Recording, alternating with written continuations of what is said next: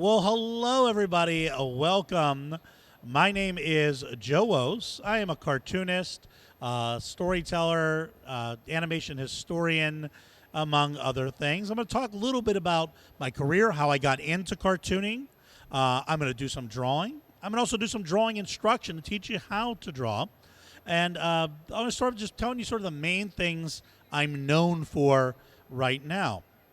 I have, as you can see on this card here, I have a TV show called Cartoon Academy that appears on PBS in Philadelphia. It does run on your PBS station occasionally. It's produced in the same exact studio that Mr. Rogers' Neighborhood was produced in. So I go back in for the third season in June. And that TV show was a direct result of the pandemic. When the pandemic hit, I realized there were all these kids who were doing virtual learning, but they weren't getting art classes. So I announced that I would do free cartooning classes on YouTube. I announced it, and then the Washington Post and New York Times picked up a story about it, and I had 5,000 kids show up online on the first day and just crash the whole system. But from there, I kept up with the YouTube channel for a while, and then PBS approached me and said, "This is a great idea. Would you want to actually offer this on TV?" And so I said yes. So that's been a fun experience. I also have a syndicated feature called Maze Tunes that appears in newspapers all over the world. It is cartoon illustrated mazes. I've also done a series of best-selling maze books. I draw, my most recent book is Amazing Peanuts, which features Snoopy, Charlie Brown, and the whole gang as mazes. I'm also known for being the current artist for the past 12 years and historian for this guy. I'm just going to draw him.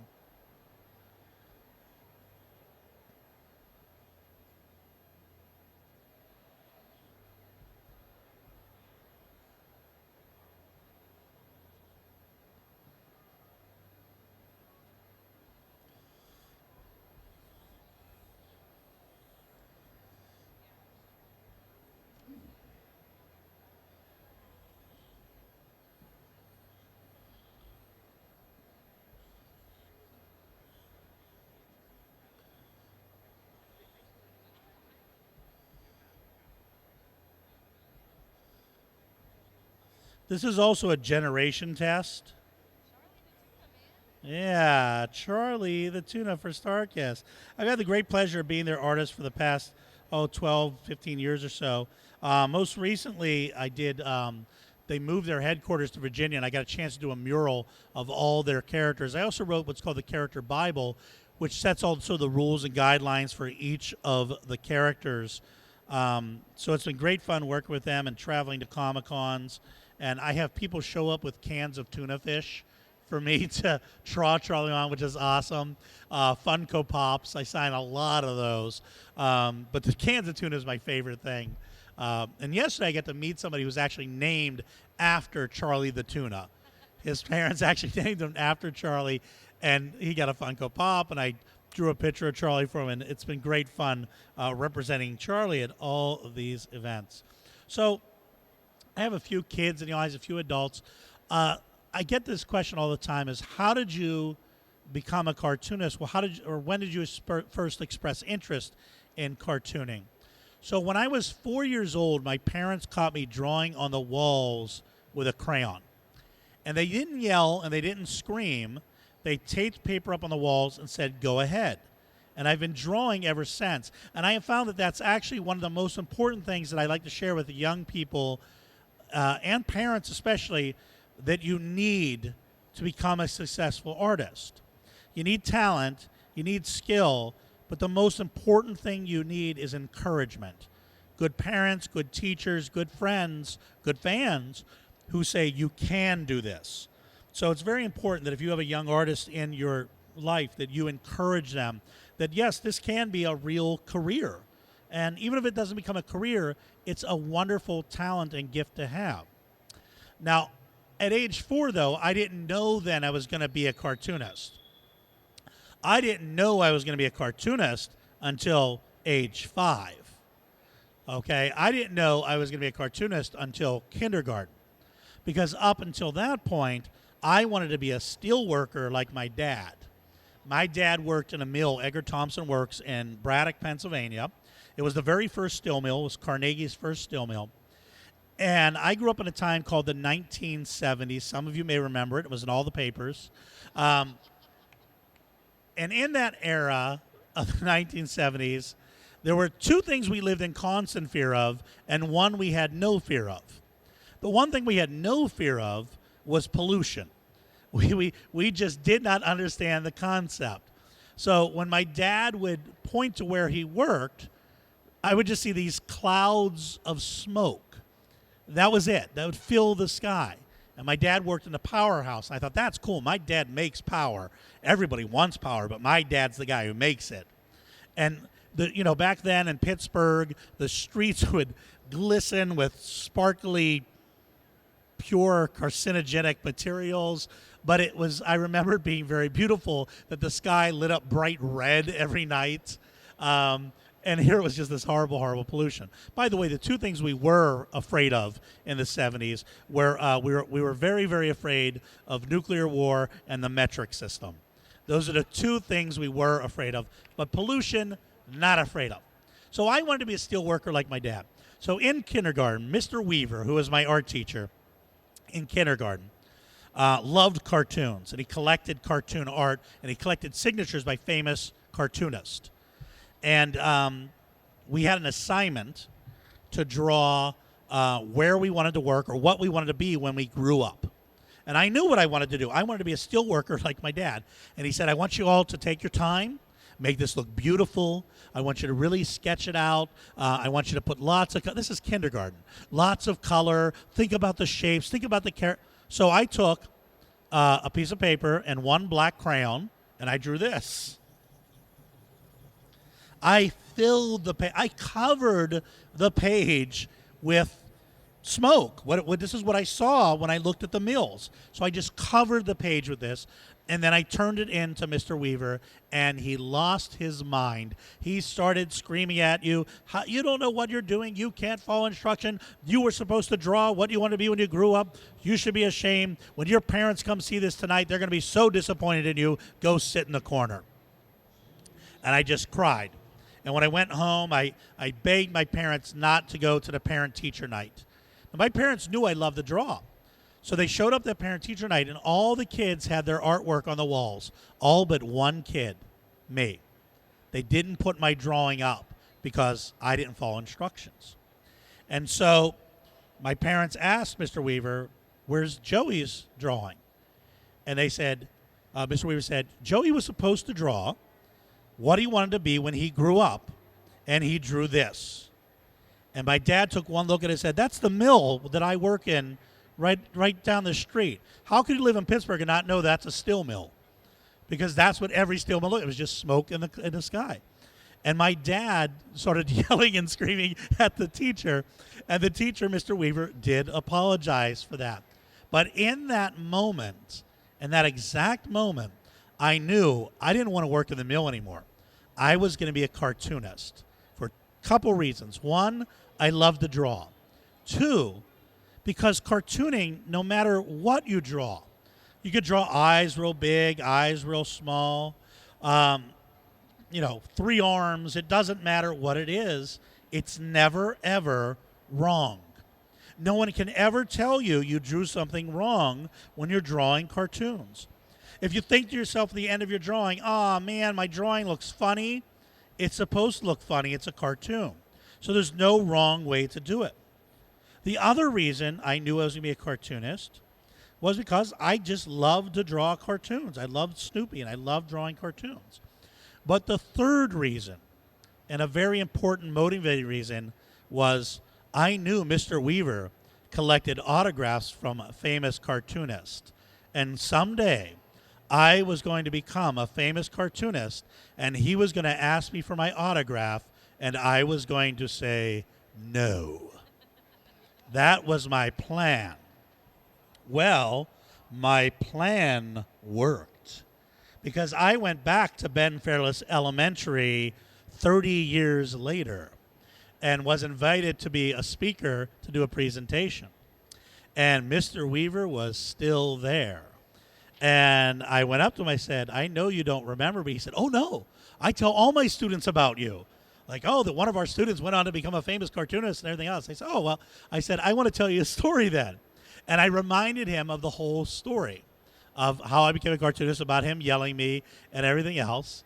And we sort of laughed about it. And he said, can I have your autograph? And I said, no. And then I went and did my show. And I did the show, and the kids were applauding, and I come off the stage, and Mr. Weaver was standing with the principal, and the principal said, you did a wonderful job. Thank you so much for sharing your talent with the kids.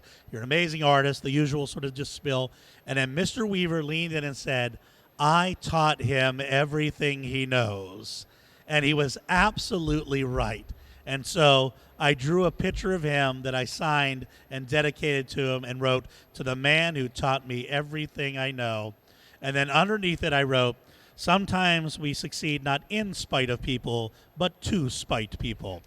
So that's how I became a cartoonist, or at least how I started wanting to become a cartoonist. The other reason I became a cartoonist is, as a child, I had dyslexia. I still have dyslexia, but I struggled with it a lot when I was a child. But my teacher, Miss Flowers, noticed that I loved to draw. And one day she said the most amazing thing. She said, instead of writing words, draw your words. So I started taking all the letters. So if I had my name, Joe,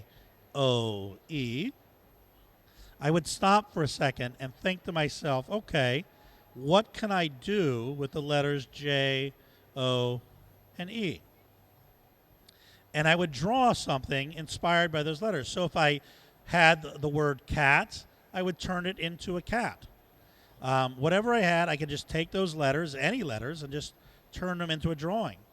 And in doing that, it enabled me to learn how to improve my drawing skills and improve my reading skills and my writing skills, all from that one teacher. And I use it a lot still to this day as a way of teaching. So if I take the letters, let's see, A, J. Can everybody see those letters? Are they on screen? Great. E, U, I, O, V, M, G, period, and a dash. Can anybody tell me what that spells? No, I'm going to give you a hint. It is a very popular animal. I'm going to give you another hint. The letters are all scrambled and mixed up. Unscramble the letters and you can make the animal. I'm going to give you the answer. That spells rabbit. See, here's the problem. You're used to writing words. I'm going to show you how to draw a word. Watch, listen, learn, do as I do. You'll be able to draw a rabbit too. Once upon a time, there was an animal. Animal begins with letter A. This particular animal loved to jump. Jump begins with J, so I put a J under the A to make an umbrella because it liked to jump in the rain. It liked to jump forwards and it liked to jump backwards, so I put the letter J backwards. It liked to jump everywhere. Everywhere begins with E. It liked to jump everywhere, and it liked to jump every day, which also begins with E. It liked to jump under. Under begins with U, so I put a U under the J's. It liked to jump in. In begins I, put an I in the U. It could even do the 100-yard dash. Now, if something likes to jump under, it might like to jump over. Over begins with O, put an O over and to the left of the A. If something likes to jump in, it might like to jump out. Out begins O, put an O out here. And it would never, ever stop, period. A period here and a period here. Now, this particular rabbit had very, letter V, very, very messy hair. In fact, he was a messy hair. Mess begins with M, so I take letter M over and over until it turns into a messy scribble. Now, it wouldn't be a stretch to say that this rabbit was great. Great begins with G, and I said stretch, so I take the letter G and stretch it. And everyone loved this rabbit. Everyone begins with E. Now, the reason everyone loved this rabbit was because this rabbit was so good. Letter G backwards, too. Everyone letter E backwards. This rabbit had a very fuzzy face that looked like this. And very, letter V, very, letter V on the side, long whiskers. And oh, what a good and great rabbit he was. And that's how to draw a rabbit. The end. So I started using it. Thank you very much. So I started really seeing, drawings as just basic lines, shapes, letters, numbers that I already knew, and I was able to really develop my drawing skills from that. By the age of 15 is when I started working professionally. I would draw at my local festivals. I would draw caricatures, or I would draw different animals for kids coming up, and it's something I still do to this day. I love just drawing free drawings for people who come up to me and say, "Oh, draw me a chicken," or whatever. So I love just doing those kind of free drawings. And that constant repetition of just drawing all the time, every day, hundreds of drawings sometimes, really just honed my skills. By the time I was 18, I started touring nationwide as a cartoonist and storyteller. What I would draw stories as I told them. Oh, wait, did I do that announcement? And then from there, I got a lot of interesting opportunities. I got to meet a lot of wonderful other artists and people. And when I was in Ohio, this is 20 years ago, I met a young man who said, "Did you know they're opening up the Charles M. Schulz Museum in California?" I said, "No, I love Charles M. Schulz." He said, "I'm applying for a job there as their education director. And when I get the job, you're going to be the first person I hire." And I said, "Great, kid. Thanks a lot. I'll see you later." And sure enough, he got that job. And when the museum opened, they hired me to be the first cartoonist to perform at the Charles M. Schulz Museum. Charles M. Schulz, the creator of Snoopy. And I've been visiting cartoonists for the past 20 years. This year I'll be back there for Charles M. Schulz's 100th birthday celebration. He would have been 100 years old this year. And I'm doing something called Beagle Fest this year, too. So I visit the Schulz Museum. Out of that, just last year, I got a chance to do a new maze book that is Amazing Peanuts. So I got to work with the Snoopy, the characters, Charlie and Schulz. So the whole reason I really loved cartooning with Snoopy, I got to work and actually draw those characters. So my life has sort of come full circle at this point. So I've done about a dozen or so books. My most recent are Snoopy, Amazing Peanuts, and Amazing National Parks. I've also done Myths and Monsters, excuse me, Amazing Animals, and quite a few others. My syndicated feature of mazes is through King Features and appears in newspapers worldwide.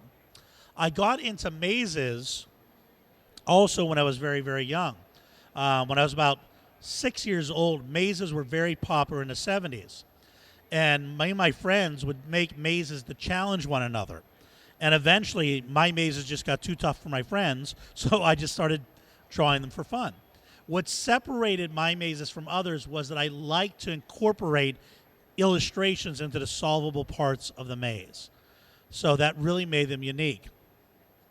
I have always on and off drawn mazes, and then I took a long break from it. And, about 20 years ago, no, actually 18 years ago, I started a cartoon art museum in Pittsburgh. And I ran that museum for a good 10 years. And then I finally had enough of hanging other people's art on the walls. I wanted to do my own thing. Excuse me. And I was trying to think what sets me apart. And that's when I decided to start focusing on mazes for syndication. And I was originally with Creators Syndicate. I then got approached by King Features Syndicate to work with them, and I've been doing the mazes ever since. So that's been everything I've done sort of started in my childhood and carried through.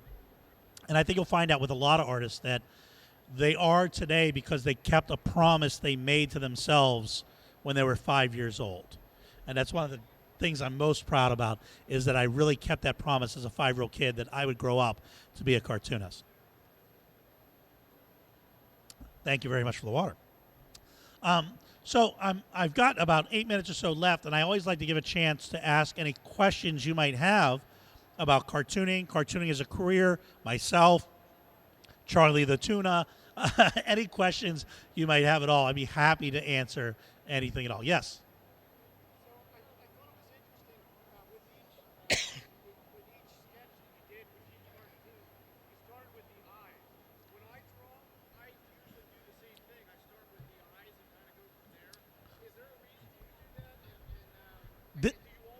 This is a really great question and such a subtlety. I'm glad you picked up on it.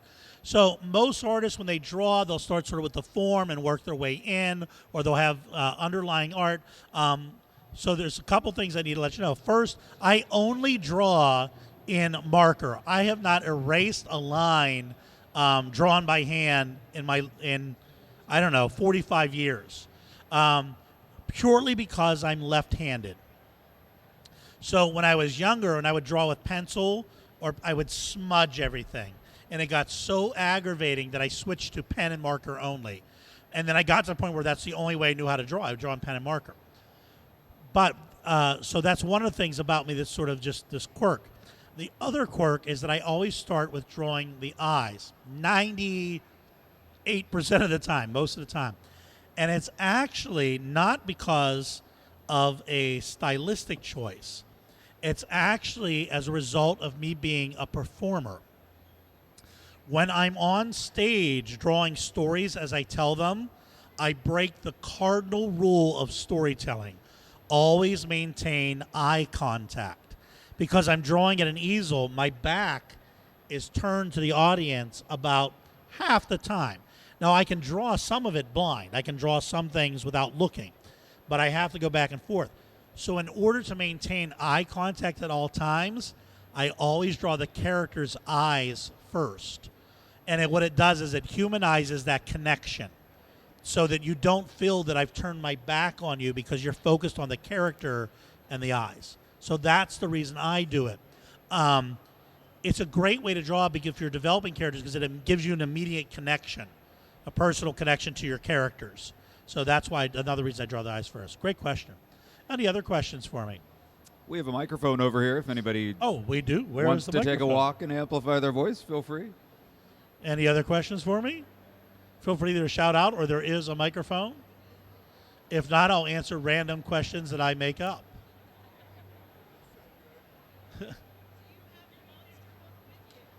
So the monster book, Myths and Monsters, we actually now did what's called a bind up of it. So they took 3 of my books, Myths and Monsters, Amazing Animals, and Mesozoic, which is dinosaur mazes, and combined them all into one book. So it's like 150 mazes, and it's like $10. It's a great deal. I do have that book with me. I have the Peanuts book with me. I have Charlie Funko Pops with me. I have my History of Television Animation book, so I do have a few of my books with me. I'm happy to sign books. I'm happy to autograph cans of tuna, whatever you brought. And I'm happy to do free drawings for you, too. So definitely stop by my booth with, I believe, is just straight down here at P19, I think. Okay? Yes.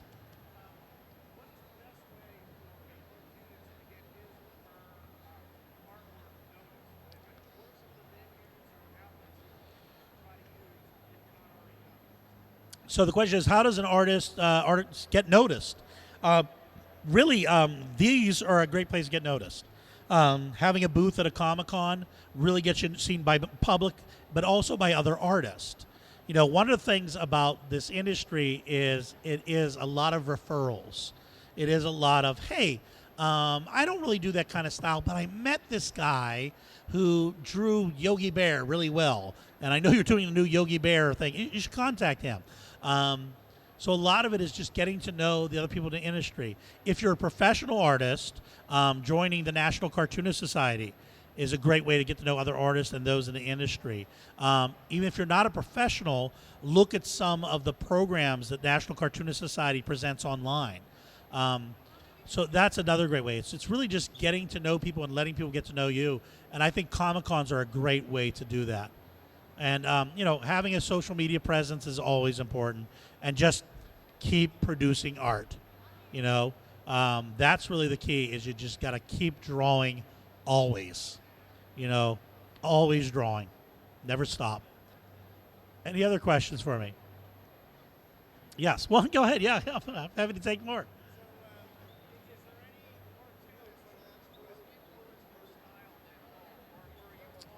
Is there any artist who has influenced my style? Yes, there's dozens. And the secret to developing your style is that it's actually dozen other people's styles that little by little over decades, you start to sort of, for some people it's shorter, for me it was decades of, you start to pull, oh, I love Charles M. Schultz and the way he has a bold line. Oh, I love the way Peyo Culliford draws eyes on the Smurfs.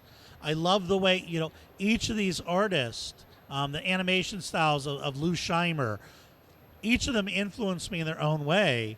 And then piece by piece, the little pieces from them come together and become me. And that's what you'll find for a lot of artists. They can't always pinpoint where stuff came from, and I certainly can't anymore.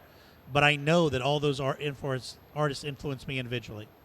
So it's a lot of different influences. Thank you. Great question. Any other questions for me? I think I'm almost out of time anyhow. So I want to thank you so much for being here today. Please, if you have any more questions, feel free to stop by my booth. If you'd like a drawing or like to purchase any books or anything, please stop by and say hello. Thank all of you for being here at Fan Expo and participating. And a big thank you to Bill Morrison, who had to listen to my speech for 30 minutes of nonstop talking. Be sure to visit Bill's booth and all the artists in Artist Alley, but especially Bill Morrison, Yellow Submarine, The Simpsons, and so forth. I'm going to get 10% of every sale. What do you think? All right. Thank you all very much. Have a great day, everybody. Thanks for visiting.